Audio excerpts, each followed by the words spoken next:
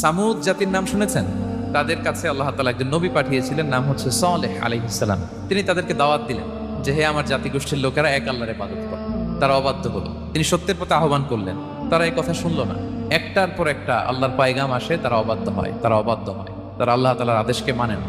সবশেষে সামুদ গোত্র, তারা আবার খুব শক্তিশালী ছিল। তারা পাহাড় কেটে আর্কিটেকচার করে ডিজাইন করে কিভাবে আবাসন তৈরি করতে হয়, পাহাড়ি এলাকায় মাউন্টেইন এলাকায় কিভাবে আবাসন তৈরি করতে হয় এটার ব্যাপারে এক্সপার্ট ছিল।